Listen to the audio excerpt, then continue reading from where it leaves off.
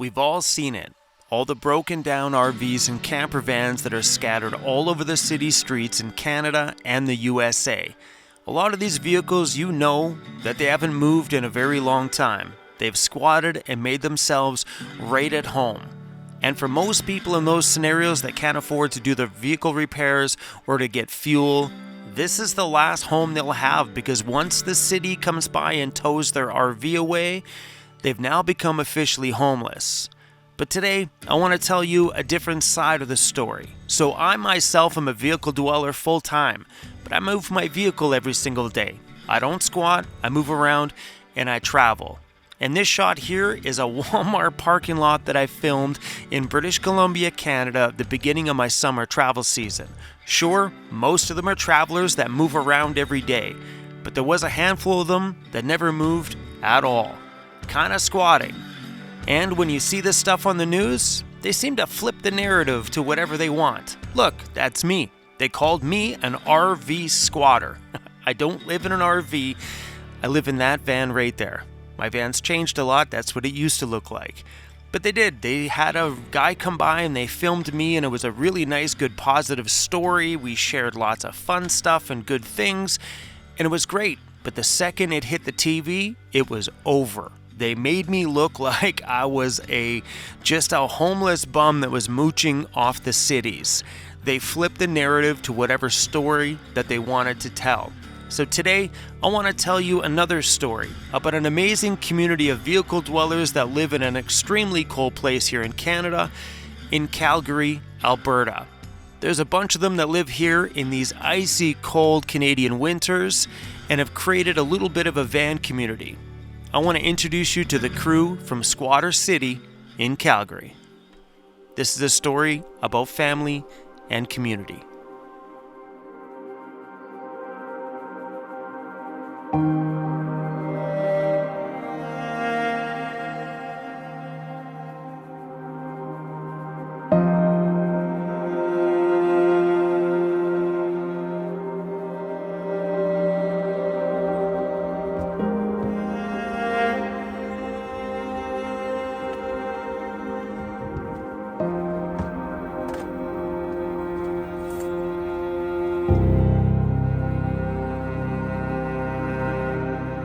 So yeah, Bruce, you've been down here for a long time. I was here, how many years back that was? And 2 years ago, I think. And you've been in the very same spot? Pretty well, yeah. Yeah, I've been here for a long time now. And some of the people that do come by here, I've probably met somewhere throughout the city and heard a lot of rough stories from people. And I don't like to hear anybody down and out, let alone getting vandalized with their home. So I always advise them to kind of come by this spot and join our little community. We try to all look after each other a little bit, look after each other's stuff at night. And if anybody has issues with their vehicle, we all kind of band together and help as much as we can. So do you guys have is there a crew of you guys you see regular down here? Yeah, there's a few definite regulars. Yeah. And it comes in handy during the winters because, as you guys know, Calgary's a cold city. So so how long have you been out here in the same area? In this area about 3 years now. I think I'm coming on year 4. Yeah. So. I remember the last time I was out here, your vehicle was not movable at all. No, yeah, there was a lot wrong with it. So you were just sitting in the same spot for how long? I think 3 to 4 months. I couldn't move at all. Wow. Yeah, and it was during the part of the winter, so it was real rough. Yeah. So what's the winters like out here? Brutal. They are absolutely brutal. Without our community, I would see a lot more people suffer a lot harder. Yeah. Yeah. I'm thankful enough to have the diesel heater that was given to me by you, but other than that, before that, it was propane, it was buddy heaters, it was anything we can do to keep warm. Yeah. And now that I have this, I always advise it to other people, even if it's just you need a cheap one to get you warm. Yeah. But watching other people like my friend Corey, he lives in this Honda Pilot, right? So it's very limited. You can't run propane in those smaller rigs. Mm-hmm. And sometimes having this community, even just to come warm up and then go back to your own home, it's nice. Right? So do you guys usually park together when you guys are down here? Yeah, we try to. Yeah, definitely to. If anything goes wrong, we're a knock away. There's a few times now I've woken up to panic knocks on my door and had to come to the rescue, but like I say, we're all a community here and we all try and look after each other. Yeah. So it's nice. Yeah.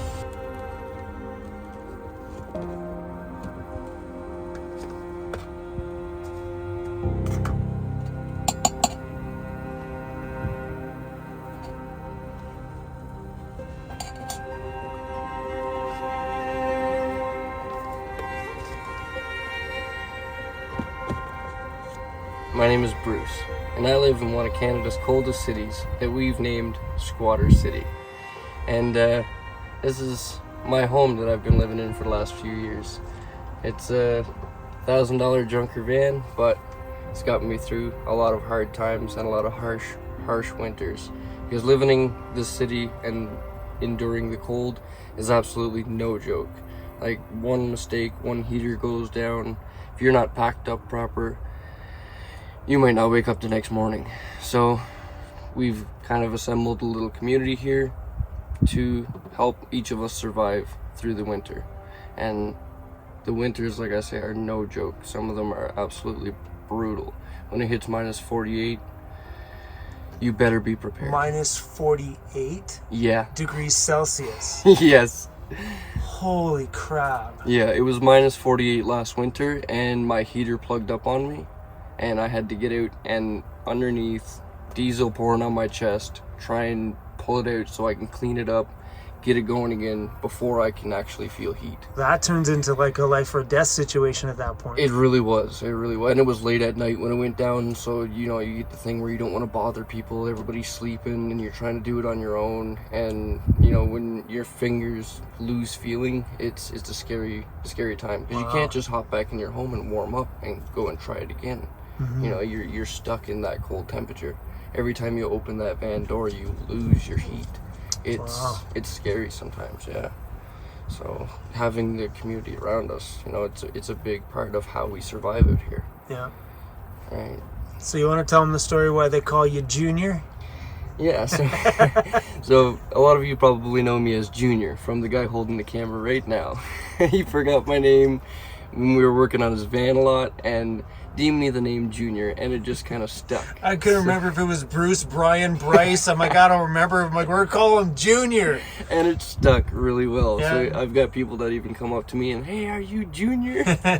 So now he just goes by Bruce Van Life Jr. Yeah, so if you guys ever want to look me up, I'm on YouTube. You can see some of the helping hands that we lend out around here to keep surviving, and also some of the really brutal nights and winters. Like I think it was last year, the year before, my radiator froze on me, and only for him or Ruth being near me, you know, I couldn't warm up for a second. I had to hop in her vehicle. She was nice enough to let me sit there, warm my hands up, and then go back at. And that's the good thing about having neighbors around you. You know what I mean? You can go to their home and warm up. Yeah, especially at -48. Yeah, it's no joke. Like, if a lot of the situations even I've been in just sitting here, if I didn't have the community around me, you know, it's life or death, right? Yeah. Like, I've even had a subscriber of mine from Vancouver email me, and you know, he would love to come out here and try it all out. And I simply emailed him back and said, brother, listen, I've seen a few of your videos and you're not prepared. It is dangerous out here. Especially summers are beautiful, lots of sun. But winter time comes, and if you're not prepared, you could be in some real danger. But for the most part, we're all kind of friendly. Like this guy, for instance. The friendliest guys I know. Hey, Big T. Hey, Bruce, how are you? Pretty good, and yourself? I'm good. This is my friend, Tony. Oh, yeah. How are you, man? How you doing, man? I'm pretty good. Yeah, Cool. welcome to Deerfield City, eh? AKA Squatter City, I hear. Squatter City, Yeah, awesome. Hey, do you mind if we share maybe a piece of your story Sure. about living in your van and stuff like that out here in the cold winters? Yeah, sure. Awesome. Bruce, thank you, bro. No worries. I really appreciate it, man. I'll go see if I can find some other people. Yeah, that'd be great, dude. Thank you. There is a lot of people sleeping in their vehicles down here.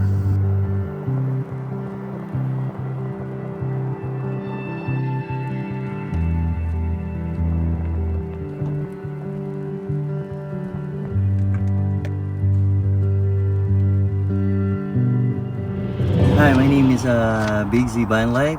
So I live in Calgary like 13 years now, and I start living in this minivan like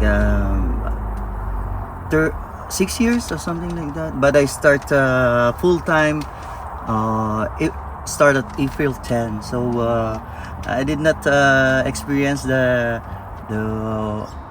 cold weather right now, but I want to experience because I'm very excited to sleep on my minivan for like 50 minus 50 So here. So you're coming into your first winter. Yeah, this is my first winter. Yeah. Living my minivan, so I'm very excited for that because I met a lot of people here. I met Bruce. He's a good guy. This is my minivan, and yeah, make a video live streaming. It's every Friday. I do singing. I have a mini concert like 6 hours or that Inside your van? inside my van. Cool. Yeah. So yeah, if you want to check out my channel, it's Big Z Van Life. So I think we will survive because I think we will help each other. We will help each other this coming winter because this life is like you know, we need to help each other. We need to help each other, right? So and by the way, I want to say hi to my 3 sons. Yeah, it's Juan, CJ, and Simon. Hey, I love you, man. I love you, man. Oh, that's beautiful, man. Yeah. Thanks for sharing your van, man. I really appreciate this, man. Thank you, Chrome. No problem. I'll close the door so you're not cold in there. Yeah. I can see you starting to shiver. Yeah, no, shake it. I appreciate it, man. Thank you. Thank you for coming. You're welcome. Yeah, we love you, man. Thanks, man. All I could see is feet. Hey everybody, so this one I do know. This is Ruth. She's been around my channel for a long time. How you doing, Ruth? I'm good. So we're running around here talking to some people that have been living right here in what Bruce would call Squatter City. And we're just kind of talking about like what it's like out here in the winters. You got some time? It's scary. Yeah. It's cold.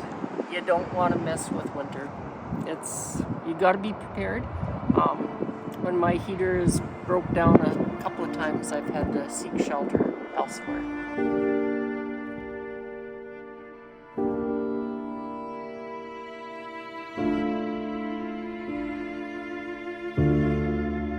I've used electric heater and had to plug in the beginning, and then I thought, I don't like being plugged in, I don't like being on grid, and so yeah, I followed you, Chrome, on the Wave 3. Yeah. Just couldn't keep up. Yeah, it worked for me. That the Wave 3, on the West Coast, it worked. Yeah, it was so cold. So then I used the Wave 3 and plugged the heater in on the really cold nights. Yeah. And then I thought, well, okay, if I double the heat and get a Wave 6, that should work. It didn't. It just couldn't keep up. Minus 40. It's a tin can. You can't keep up. Minus 40 is a lot, man. Yeah. And then after my wave heaters, I went to my first diesel heater, and it was installed, so it was up off the floor, and the fuel filter and line were inside, and it failed, and then I had diesel in the back. Just pooling? Yeah, I had a pool of diesel in the Stone Go cubby. Yeah. And I had the double seat still in, and it was in the cubby. And so my head is here, and I'm breathing all that diesel. Ooh. The pool of diesel. It was bad. And then I met Bruce first, and then Mark. And they took one look at that, and they said, we need to do something. And so... No kidding. So they saved my life, and they cleaned up the diesel, took the seat out, and said, what do you want to do with this seat? And I said, throw it out, because you're never going to get the diesel out. Yeah. But it was just dripping with diesel. Yeah. And so they tossed it in the bin, and then Mark and Bruce installed it properly right on the floor where all the lines were going out. My first diesel heater lasted me say 2 seasons, 2 winters, That's pretty good. which isn't bad for the cheap ones. Yeah. And then it was the fan bearing that was going on it. So Out of all the things, that's pretty good. yeah, and so, but it was failing and getting error codes, so I ordered a new one, and I got Mark to install that for me, and it lasted a couple of months. It didn't last very long. It was just gunked right up. What I did is I got a General Components one at Polar Mobility, and they installed it, and I purchased it for, I think it was about $1,400 installed, and they had to drop the fuel tank and tapped into my fuel line. Yeah. So nice not to have to carry extra fuel. Oh yeah, 100%. Like, whether it's propane, I mean, that's just a bomb. Yeah. And it was in the back. Somebody rear ends me. Yeah. And that's why I went with the gasoline version one, because I'm like, why have an extra tank? Yeah. You know what I mean? On a cold night, you run out of gas, diesel in the middle of the night? Come on. Yeah. And, you know, not every gas station has diesel. Yeah. And there's a couple of times I was out of diesel and I had to drive around the city to find. So in the wintertime, do you shut your heater off? No. So I mean, unless I'm flying for vacation and I'm going to be gone. So for 2 ideally, weeks. you turn your heater on approximately what month? November. So November it's Yeah. on, and sometimes it's on for how long? Weeks and weeks. Weeks at a time? Yeah. Like, I mean, I just don't shut it off unless I go away on an airplane somewhere. Yeah, there is more than once that I saw Bruce and Tamara just freezing in the van. Like, it's so cold. Yeah. And so I said, get in the front. I was in the back, had the heater on, ran the car, and let them warm up, and went and got them some chili and hot coffee. See, and that's why I wanted to film this stuff. Yeah. Is like you get the little community around here that when someone's cold, they come in another van, they warm up, and they got someone like you that takes them out, gets them something warm to eat. Yeah. It's cool. Like it's you know, it's such a great community. I think we have the best community ever right here. Yeah. Everybody helps everybody. It doesn't matter what it is. Somebody's got the skills to do whatever it is. Yeah. And so it's awfully nice. Yeah. Like, I don't think I've ever been in a community like this, living in a regular house. Right? Yeah. Yeah. The love. That's Yeah. cool. And we sit out on the lawn when our lawn chairs in the summer and just visit. Yeah. Thanks, Ruth. I appreciate this. You're welcome.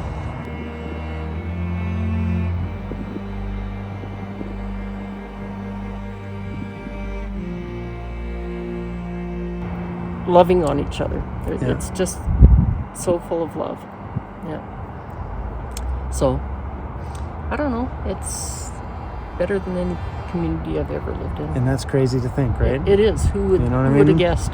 You know, like 7 years ago when I thought, oh, it might be fun living in a van and put my furniture into storage for a couple of years. And I'm not moving back into a house, so why keep the... And then to find a little community sitting on the side of a road somewhere. Yeah, I said, really, if you were by yourself out here, would you love it? Yeah. You know, you need a community. I don't care where you are, you need a community. Yeah. And this is one of the best communities. Yeah. Yeah, that's a beautiful thing. Yeah, it is. And it started because of you, because I met these guys because of you. Yeah. I love that stuff. Well, just a little YouTube channel like mine. Yeah. I love just that. A little That's YouTube. beautiful. Yeah. But that's how I recognized Bruce the first time. Yeah. We waved at each other and I said, are you Bruce? Junior. Yeah. Yeah, Junior told him the story on how he got the name Junior. Yeah. Because I couldn't remember his name. And now he's getting older. Yeah. He's still Junior. He's still Junior. Well, once you got the nickname stuck for good. Yeah. It's been really beautiful to hear all these guys' stories. And Bruce said he found someone else that's willing to talk to me. So let's go and meet somebody else. Okay, Chrome. So this next guy, he comes and goes a little bit. He's a little hard of hearing, but a really good guy and a good part of the community.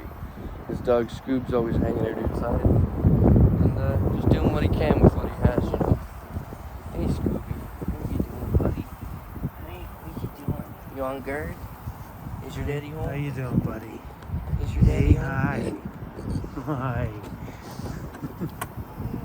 How's it going, Rich?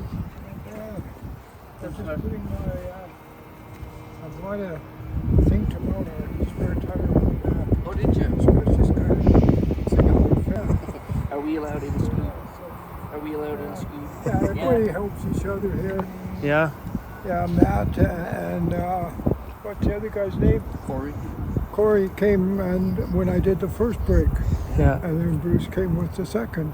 Yeah. So that was good. No matter how many of us it takes, we'll get you fixed. Yeah. Yeah, that's You came over. I couldn't get it, so yeah. When you came over, it was just like nothing with your size, whatever. To get boots. size 12 work boot, we'll get her fixed. Yeah. Everything's all chipped over, right? If you want to go in, I'll follow you. Okay. Everything's chipped over because every time you move your, just a minute, maybe I'll find the light.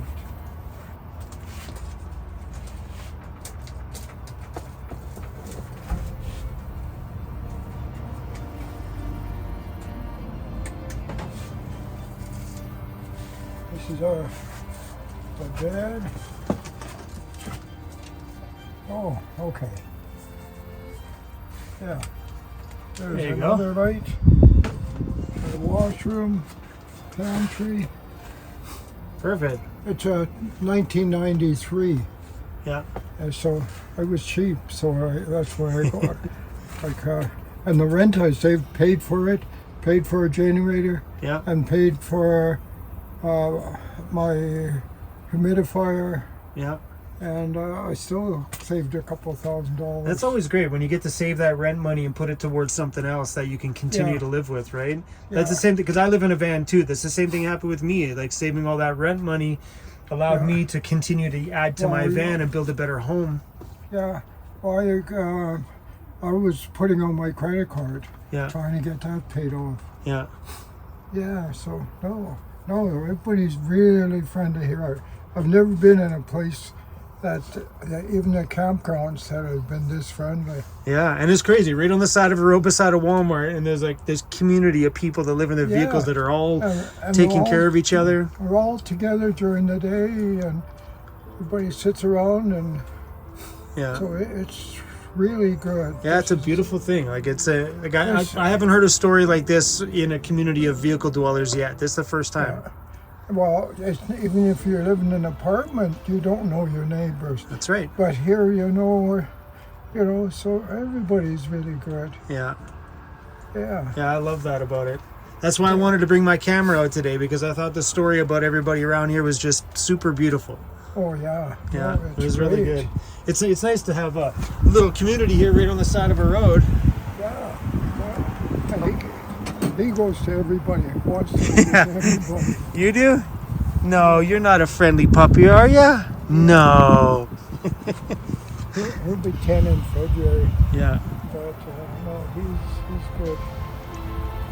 Yeah. Well, it's nice to meet you, man. Thanks for showing us your home. I feel pretty honored that this little crew of vehicle dwellers opened up their doors to us and shared a little piece of their story. I think it's incredible that they've chosen to stay here through ice-cold Canadian winters instead of going to the West Coast or going down south for the winter in the desert where it's warmer. These guys have found a safe community amongst each other right here in a cold winter climate, finding community on the side of a road.